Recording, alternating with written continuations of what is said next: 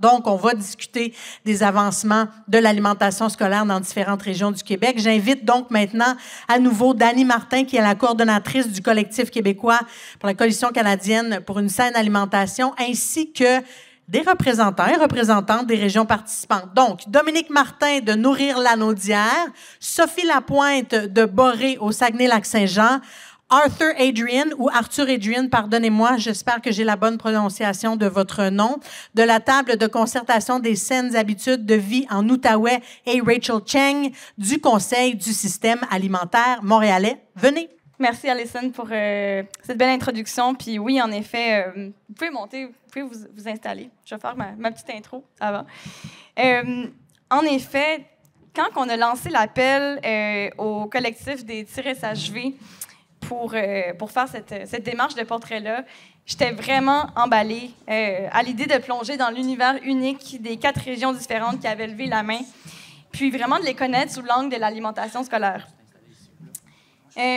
Je me suis demandé au début comment dresser un portrait de l'alimentation scolaire dans une région en quelques mois. On cogne à la porte de qui chez vous pour demander ces questions-là? On se rend compte que c'est souvent une réponse qui est assez complexe.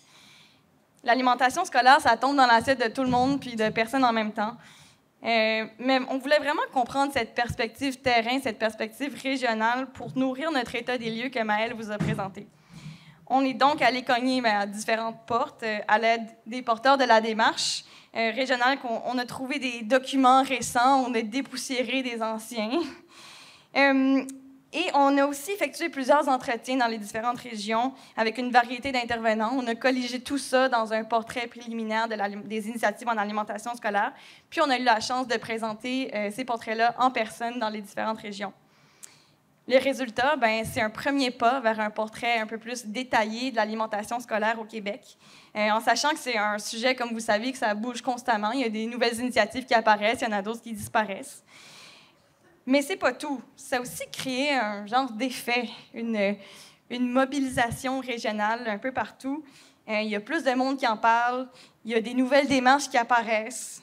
Ça a un peu fait remonter le sujet à la surface pour certains. Et pour ce panel, on voulait vraiment, comme Alison nous a bien mis l'eau à la bouche, on voulait vraiment présenter quelques particularités des régions, mettre ça en avant, puis aussi démontrer qu'elles ont une place importante dans notre réflexion. On sait que les instances de concertation telles que les SHV ou autres sont vraiment importantes dans la mise en place d'un PASUC, en construisant vraiment sur qu'est-ce qui existe déjà dans ces régions-là. Et vous vous êtes sûrement aussi demandé déjà qu'est-ce qu'on fait, qu'est-ce qui se passe en attendant qu'on ait un programme à la grandeur de la province.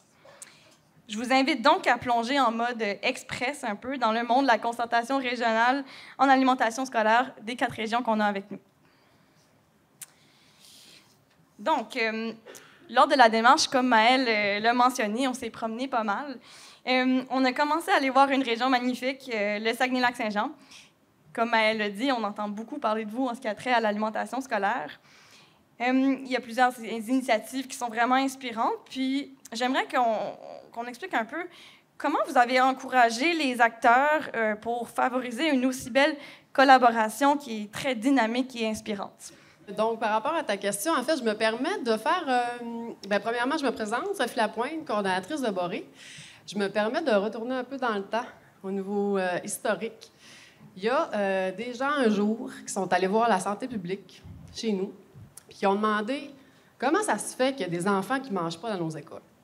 C'est quoi les initiatives qu'il y a présentement? Donc, la santé publique s'est retournée de bord, puis on dit « Hein, c'est vrai, on n'a jamais pensé à ça. » Fait qu'ils ont fait une étude qualitative. Puis ce qui en est ressorti de ça, en fait, c'est que, oui, ils ont répertorié les initiatives, mais les témoignages qu'ils ont reçus, en fait, ont démontré la nécessité d'agir. Donc, à partir de ce moment-là, ils ont créé un sous-comité avec plein d'instances régionales pour réfléchir sur la question. Donc, ça a donné en fait aussi des réflexions un petit peu plus larges au niveau du système alimentaire territorial. Donc, on parlait tantôt, Maëlle parlait d'un système, de l'inclure dans un système alimentaire durable. Donc, au Saguenay-Lac-Saint-Jean, avec les réflexions et toutes les tables de concertation qu'il y a eu, ça a donné aussi lieu à la création de Boré. Boré, c'est quoi? Je vous résume ça en une ligne. C'est un collectif de partenaires qui regroupe un paquet de secteurs, en fait, divers secteurs de la région, puis qui s'unissent pour renforcer le système alimentaire régional. Donc, l'alimentation scolaire en fait partie également. Donc, quand le chantier PASSUC nous a approchés, bien, c'est sûr qu'on était déjà prêts, déjà mobilisés à accueillir le chantier PASSUC pour faire un événement. Donc, on a fait un événement qui est le rendez-vous scolaire sur l'alimentation scolaire. Rendez-vous scolaire sur l'alimentation scolaire, ça j'ai dit? En tout cas, vous avez compris. En octobre 2022, puis on a eu plus que 70 participants, mais pas seulement du milieu scolaire, mais de toutes sortes de divers secteurs, dont les MRC, territoires, santé publique et compagnie. Puis on s'est rendu compte que les gens étaient super engagés, super mobilisés, puis étaient prêts à rentrer dans l'action. Mais vraiment, c'est assez incroyable comment le monde sont willing par chez nous des bouts. Fait qu'on s'est rendu compte de ça. Fait qu'ils étaient vraiment prêts à rentrer dans l'action. Fait que c'était un petit peu les suites des premières consultations qui avaient eu lieu quelques années auparavant. Donc, en fait, l'effet PASSUC, comme tu le mentionnes, l'effet PASSUC a eu sur nous, en fait, c'est comme un petit boost, un gros boost, en fait, qu'ils nous ont donné pour pouvoir mettre en place le modèle PASSUC, mais en version régionale, comme tantôt ça a été mentionné. Donc, vraiment, le modèle en version régionale, mais par rapport aux valeurs de Boré, qui s'appuie en fait sur les valeurs des saisons et notre typicité boréale, comme ça a été mentionné plus tôt. Donc, voilà, en fait, la mobilisation est là. On est prêt à être dans l'action. On veut être dans l'action. On est sur le point aussi d'avoir notre propre comité pour pouvoir justement coordonner l'alimentation scolaire en région et l'adapter au milieu. Fait qu'en gros, la mobilisation est là. Merci pour l'effet PASSUC. Yes! Merci beaucoup, Sophie. En tout cas, ça a été vraiment une belle aventure, justement, avec le rendez-vous de l'alimentation scolaire au Saguenay-Lac-Saint-Jean, de rencontrer la panoplie d'acteurs. Je vous dis, c'est vraiment beau. Puis, je vous invite aussi... je le dis maintenant pour ne pas oublier, mais si pendant l'heure du lunch, vous avez des questions plus spécifiques sur qu'est-ce qui se passe dans les différentes régions, sur la concertation, je vous invite à aller voir nos coordonnateurs durant le reste de la journée. Après, on est aussi allé en Outaouais, dans la belle grande région de l'Outaouais, en personne, pour présenter la démarche puis le portrait qu'on avait fait lors de leur grand rassemblement des partenaires en février 2023. Arthur, peux-tu nous parler un petit peu de l'état de la concertation d'alimentation scolaire en Outaouais? Qu'est-ce qui se fait en ce moment et depuis ce temps-là? Merci, Dani. Arthur Adrien, coordonnateur de la concertation pour les saines habitudes de vie de l'Outaouais. Heureux d'être avec vous aujourd'hui. Je vais me lever parce que l'Outaouais, c'est un petit peu loin, puis il faut motiver le sang à remonter au cerveau au bout d'un moment. J'écoutais la radio ce matin, justement. Apparemment, l'inflation, c'est fini. L'énoncé économique du gouvernement fédéral a tout résolu. Donc, c'est ça, mais ça ne résout pas notre problème d'alimentation scolaire dans nos écoles. Donc, je suis là pour vous parler de l'Outaouais. Parce que l'Outaouais, c'est une région peu connue, mais qui a quand même beaucoup de projets pour développer son système alimentaire. On a plusieurs programmes en place, comme le club des petits déjeuners, la cantine pour tous, et collations, qui a très bien marché d'ailleurs. Et les partenaires travaillent très fort au niveau de l'enseignement supérieur, peut-être quelque chose que vous ne savez pas, mais on a le projet de campus nourricier de l'UQO, qui est incroyable, que vous devriez aller voir. On l'a montré au Dr Arruda en avril passé. Il a beaucoup aimé. On a aussi le nouveau projet de concertation sur l'étude de l'intervention d'aide alimentaire auprès des populations étudiantes, qui va donner des beaux résultats. Et finalement, comme l'a mentionné Maëlle, évidemment, on a un réseau peu uniforme de partenariats entre les écoles et les services alimentaires, comme les banques alimentaires. Donc, beaucoup d'économies sociales importantes pour soutenir nos écoles. Mais l'Outaouais, c'est aussi une région qui est marquée, comme vous le savez peut-être, par la relation géographique qu'on a avec Ottawa, évidemment, bien qu'on est bien différents, puis qui est marquée aussi par des déserts alimentaires qui sont parfois peu connus, dans des zones urbaines parfois densément peuplées, avec des points de service uniques qui ferment parfois, puis qui laissent des personnes dans le besoin.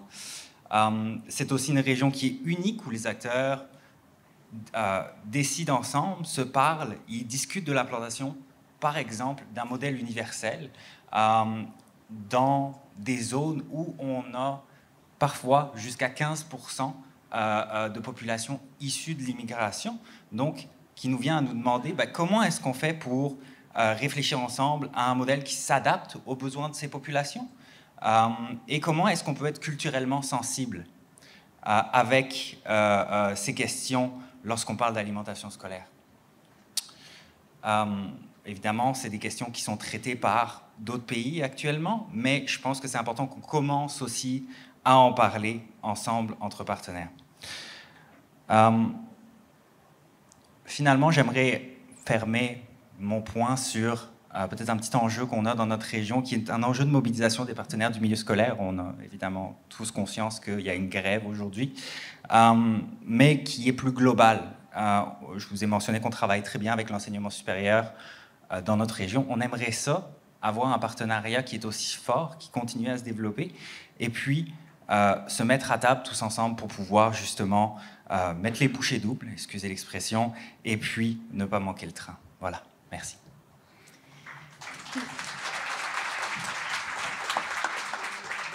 Merci Arthur de nous présenter qu'est-ce qui se passe en Outaouais globalement. Puis encore une fois, je répète, si vous voulez avoir des petits détails crunchy, savoir justement plus sur ces enjeux-là, je vous invite à aller les voir à la pause ou lors du midi.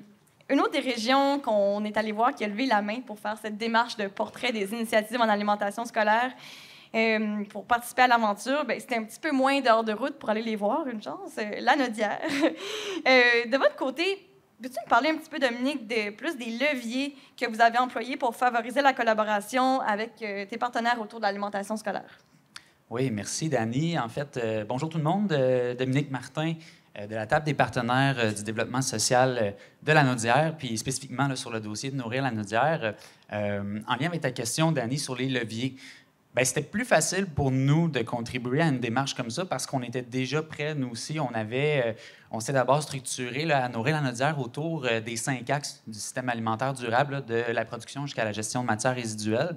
Donc, il y avait déjà une priorisation qui avait été faite au niveau de la consommation d'aliments, là, sur la consommation scolaire, parce que les partenaires disaient, écoutez, ça n'a pas de bon sens, les besoins spécifiques qu'il y a là. Donc, il y avait déjà un comité, et ça a été notre levier principal pour pouvoir, disons, mettre à jour la mobilisation, puis profiter de cet effet PASUC-là pour rassembler les partenaires à nouveau. Puis, aussi, c'était pas seulement la mobilisation qui a été un levier, mais également la documentation. Donc, on avait également fait un portrait qui s'appelle « Ensemble vers un système alimentaire durable Lanaudois », où on avait documenté là, différentes informations par rapport à notre système alimentaire. Et également, il y avait notre partenaire au Club des petits déjeuners qui était très impliqué et de notre table de concertation bioalimentaire aussi, qui avait des données, qui avait levé la main. Donc, ça facilite beaucoup notre travail quand, de façon organique, les partenaires disent on a les données, on est mobilisé, on a envie de s'impliquer, comme on l'a vécu dans Lanaudière. On a également complété ces bonnes collaborations-là avec la santé publique, le CIS, les centres de services scolaires. On en a 3 dans Lanaudière, là, ils ont été super impliqués, une belle collaboration de ce côté-là. Des organismes communautaires, puis également là, un travail en collaboration avec, nous on est de la concertation régionale, mais également avec les concertations locales en sécurité alimentaire. Donc, un super beau travail de ce côté-là. Puis, pour compléter, en termes de levier, ça a été nommé précédemment, mais il y a eu différents pré-événements dans les différentes régions. Donc, on avait toutes ces données-là qu'on a fournies. Puis, avant d'arriver à l'événement d'aujourd'hui, on s'est dit que ça serait peut-être intéressant d'avoir un pré-événement régional dans Lanaudière pour se donner une vision commune puis s'assurer qu'on est tous sur la même page. C'est ce qui a eu lieu là, en octobre dernier. Et il y a plusieurs éléments qui ont été relevés, là, entre autres des enjeux d'équipement, des contextes de repas pas toujours appropriés. Il y a plein de choses qui ont été nommées, puis on voulait avoir cet espace-là pour se le nommer dans le pré-événement. Mais les partenaires nous disaient, on peut-tu juste prendre un moment pour rêver ensemble? Puis juste de s'offrir ce moment-là, ça a été bien reçu. Puis on s'est même fait un petit mur là, des rêves de l'alimentation scolaire dans Lanaudière. Donc, un beau moment où on a relevé plein de choses, puis on pourra y revenir plus tard, mais on souhaitait avoir une meilleure logistique. Puis, l'importance pour nous aussi que tous les enfants puissent être nourris sainement, puis qu'on laisse personne derrière. C'est quelque chose qui est ressorti très fort. Puis là, on regarde la mutualisation, on regarde quelques solutions à la pièce, mais on est très mobilisés dans la Naudière pour faire une différence plus structurelle à cet effet-là. Puis finalement, en termes de particularité régionale, bien, c'est sûr que nous, on est proche, tu l'as dit tantôt, c'était pas très loin là, à partir de Montréal pour venir nous visiter. Donc cette influence-là de Montréal, ça peut être, ça peut amener des opportunités. Là. Rachel, je te passe la POC à cet effet-là, on va collaborer peut-être, mais peut-être des opportunités de collaboration avec cette proximité-là de Montréal. Puis en même temps, on a un potentiel agricole incroyable. La Naudière est leader au niveau des volailles, des œufs, des céréales également. Donc, l'intégration de l'alimentation locale dans la Naudière, c'est quelque chose qui est très important pour les partenaires aussi. Donc, un topo général, mais différents leviers, là, à la fois la documentation, la concertation, puis les particularités territoriales qu'on a aussi. Merci, Dominique. Puis la dernière région, mais non la moindre, qui est une région un peu moins vaste géographiquement, mais bien dense en termes d'initiatives en alimentation scolaire, la région de Montréal. Là aussi, ça a beaucoup bougé, ça a jasé d'alimentation scolaire, et ça, ben, depuis un bon bout de temps aussi. Et dernièrement, avec la démarche du chantier, ça a continué d'avancer. Rachel, est-ce que tu peux nous parler justement des dernières démarches, comment ça se passe en ce moment pour adresser l'alimentation scolaire avec vos partenaires? Oui. Est-ce que c'est OK avec les deux micros? Oui, ça marche. Je m'appelle Rachel Cheng. Je suis une agente de mobilisation avec le Conseil du système alimentaire montréalais. Notre rôle à Montréal, c'est de réunir des partenaires de plusieurs domaines, de travailler sur des enjeux complexes comme l'alimentation scolaire. Et nous sommes un de deux mobilisations de notre SHV de Montréal, autrement connu comme Montréal Métropole en santé. Donc, la démarche qui est la plus récente est que nous venons de lancer un comité en alimentation scolaire régionale. Mais pour comprendre pourquoi nous sommes excités par rapport à ça et l'importance de ce comité, je veux vous apporter un peu à Montréal comment c'est la réalité là-bas. Donc, nous sommes la MRC la plus populeuse de Québec. Et dans la ville de Montréal-Lille, il y a une population de 2 millions de personnes. Et il me semble qu'il y a comme 4 millions de comptes de construction. Il y en a beaucoup de temps-ci. Mais la plupart des résidents sont en milieu urbain. C'est très densément peuplé. Et c'est aussi une vraie mosaïque culturelle, avec 33% de la population née à l'étranger. Donc, ce qu'Arthur a mentionné tantôt, de considérer les aliments qui sont culturellement sensibles, c'est un enjeu à Montréal aussi. Il y a également une grande diversité en termes de géographie et aussi des réalités dans chaque école. Et parmi la région, il y a 5 centres de services scolaires en français et en anglais. Donc, à Montréal, nous sommes chanceux que nous sommes une région où plusieurs organismes qui travaillent au niveau provincial sont présents. Donc, nous bénéficions de pouvoir prendre leurs nouvelles de plusieurs façons, que ce soit dans une rencontre de comité de pilotage de PASUC ou de manière plus informelle en se croisant un événement. Nous ne manquons pas certainement pas des gens dédiés, ni des bonnes idées, mais ça fait en sorte que nous n'avons pas toujours l'opportunité de s'asseoir ensemble et de parler de manière régulière. C'est une des raisons pourquoi la Direction de santé publique a lancé l'idée, puis on a réalisé cette idée en octobre 2023, donc ça a à peine un mois, de commencer un comité régional d'alimentation scolaire. Puis le mandat ou le but de ce comité est de favoriser la complémentarité et la cohérence entre toutes les actions. On sait tous qu'il y a beaucoup de pression sur les écoles. Donc, c'est une manière de partager le fardeau un peu, les outils où on peut, et éviter des efforts doublés. Et quand nous avons lancé l'idée, nous lançons avec 19 membres du comité. Ce qui montre, c'est que c'est une idée qui a résonné avec beaucoup de monde. Nous avons des partenaires du milieu, les centres de services scolaires, c'est certain. Nous avons 4 membres du monde francophone et anglophone.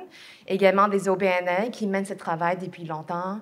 Les institutions comme la Direction de santé publique, la Ville de Montréal, les partenaires bioalimentaires, ainsi que d'autres individus experts, par exemple, dans le milieu académique. Donc, il y a beaucoup de personnes autour de cette table. Puis ce qu'on cherche à faire, c'est de créer un espace où tous ces acteurs pourront parler malgré les différences de quartiers, des domaines et des langues. Donc, prochaine étape, on va se réunir pour la première fois, en janvier 2024. Il faut décider sur le dossier prioritaire à traiter. Lors de nos pré-événements à Montréal, on a réuni une quarantaine, 50 personnes en personne. Ils ont soulevé une vingtaine de sujets à traiter, donc on va travailler sur ça. Donc, retournant aux questions de démarches le plus récentes, je dirais qu'il y a plusieurs démarches depuis longtemps à Montréal. On est très chanceux, c'est ça, de pouvoir bâtir sur ça. Donc, maintenant, le travail est d'unir nos efforts, de partager des outils et trouver ces points de levier en commun pour avancer l'alimentation scolaire. Merci beaucoup, Rachel. Ça termine bien notre tour de table. J'avais noté dans mes notes pour les quelques minutes qui restent, puis il n'en reste pas, mais je vais quand même faire notre dernier petit exercice en espérant qu'Alison nous pousse pas en bas du stage, même si on est en retard. J'aimerais qu'on se projette juste un petit peu vers l'avenir et qu'on se permette de rêver, comme Dominique le nommait, en mode vraiment express, là, je vous dis, express. On le fera de plus en long et en large, cet après-midi, tout ensemble. Donc, en une phrase ou quelques mots, pas plus, s'il vous plaît, comment vous rêvez l'alimentation scolaire dans votre région? On va commencer par Arthur. Wow, merci. Une phrase? Plus de silos, puis tous les acteurs sensibilisés puis mobilisés. Yes! Saguenay-Lac-Saint-Jean, Sophie? Respect, écoute, approche systémique, de faire les silos encore une fois, puis respect des milieux. Yes! Dominique? Oui, le micro fonctionne aussi. On avait un mur complet, mais si j'avais à résumer, alimentation locale, récupération alimentaire, la question environnementale, puis une meilleure logistique également. Merci. Rachel? Je pense qu'on est tous impliqués dans ce travail parce qu'on est optimiste. Je veux voir qu'on a raison. Un jour que chaque enfant entre sans penser à ce qu'ils vont manger, puis que ce soit solide, puis respectueux à la planète, puis tous les gens autour. Merci. Merci tout le monde.